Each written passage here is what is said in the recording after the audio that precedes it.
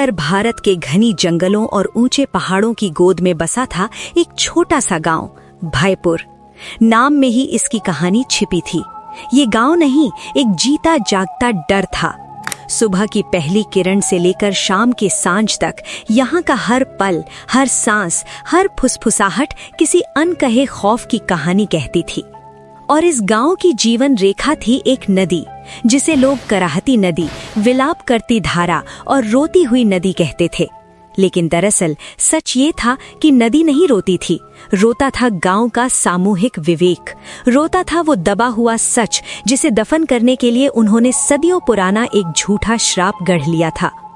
ये नदी नहीं, एक कब्रगाह थी, सच्चाई की कब्रगाह। और आज वो सच एक बार फिर सतह पर आने को बेचैन था। वो रात मैं आज तक नहीं भूला हूँ। नदी का पानी अचानक लाल हो गया था। हाँ बेटा, खून जैसा लाल, जैसे पूरी नदी रक्त में तैर रही हो। और उस रात की हवा में एक तैलीय मीठी सी गंध थी, जैसे किसी के आंसू सूख गए हों। और तब से हर पूर्णिमा की रात को जब चांद आकाश में लटकता है, नदी के गर्भ से आवाज उठती है, मुझे न्याय दो, मुझे मेरा हक दो, मेरी आवाज सुनो। दादाजी, अगर नदी में कोई आत्मा सचमुच फंसी है, अगर कोई हमसे कुछ मांग रहा है, तो हम उसे न्याय क्यों नहीं देते? हम उसकी मदद क्यों नहीं करते? डर किस बात का? क्या सच से ज्यादा डरावना कुछ हो सकता है? आरव, बस करो, ये सब मत छेड़ो। तुम्हें मालूम है पिछले साल विक्रम शर्मा क्या हालात में लौटा था? वो भी तुम्हारी तरह जिज्ञासु था। रात के अंधेरे में नदी किनारे गया और सुबह जब लौटा तो उसकी आवाज गायब थी, बिल्कुल स्वर तंत्र ठप। डॉक्टरों ने कहा कोई दैहिक कारण नहीं, और उसकी आंखों में एक अजीब खालीपन, जैसे उसने कुछ ऐसा देख लिया हो जिसे देखने की कीमत उसकी आवाज थी। तुम वही हालात नहीं चाहते हो ना?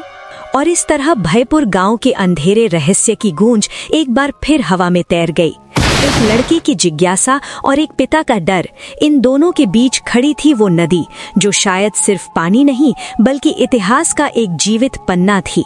और वो पन्ना अब पलटने को तैयार था। भायपुर गांव के घरों में सिर्फ लोग नहीं रहते थे, उनकी दीवारों में सदियों के राज दबे पड़े थे। यहाँ की हर मिट्टी, हर ईंट, हर छत के नीचे कोई न कोई अनकही कहानी सोई हुई थी। और इन्हीं में से एक थी पुरानी हवेली की अटारी, जहाँ समय थम सा गया था, जहाँ धूल की परतों के नीचे इतिहास का एक काला अध्याय चुपचाप पड़ा सांस ले रहा था। और इसी अटारी के एक कोने में टूटे हुए संदूक के नीचे मकड़ी के जालों से ढकी हुई पड़ी थी एक चमड़े की डायरी। उसका लाल रंग फीका पड़ चुका था, उसकी जिल्द उखड़ रही थी, लेकिन उसके पन्नों ने लिखे शब्द आज भी जीवित।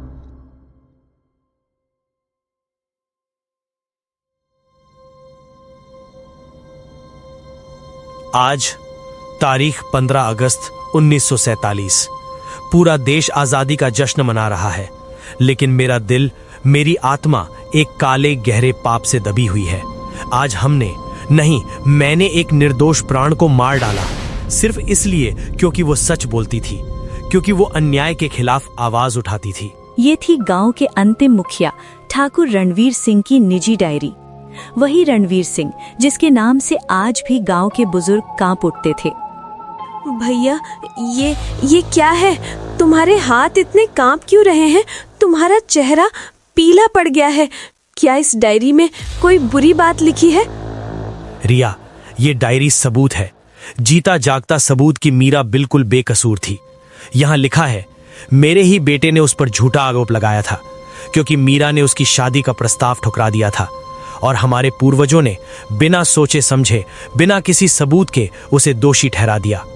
और इस डायरी के पन्नों पर लिखा था वो भयानक सच, जिसे छुपाने के लिए पूरे गांव ने श्राप का झूठा नाटक रचा था। और इस तरह धूल की परतों के नीचे दबाए खूनी सच फिर से जीवित हो उठा। भायपुर गांव की नींव हिलने वाली थी, क्योंकि सच चाहे कितना भी पुराना हो, कभी मरता नहीं, बस इंतजार करता है खुलने का सही समय।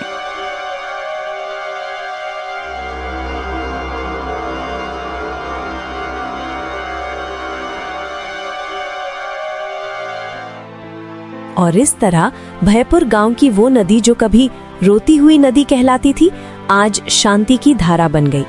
इस कहानी से हमें 3 सीख मिलती हैं। पहली सीख, डर हमेशा झूठ पर आधारित होता है। सच को दबाने के लिए ही डर का सहारा लिया जाता है। दूसरी सीख, सच चाहे कितना भी पुराना हो, कितनी भी गहराई में दबा हो, एक न एक दिन बाहर आकर ही रहता है। और तीसरी, सबसे महत्वपूर्ण सीख, एक व्यक्ति की जिज्ञासा, एक सवाल पूछने की हिम्मत पूरे समाज को बदल सकती है। तो याद रखिएगा, सत्य की जीत हमेशा होती है, बस जरूरत है सामना करने का साहस।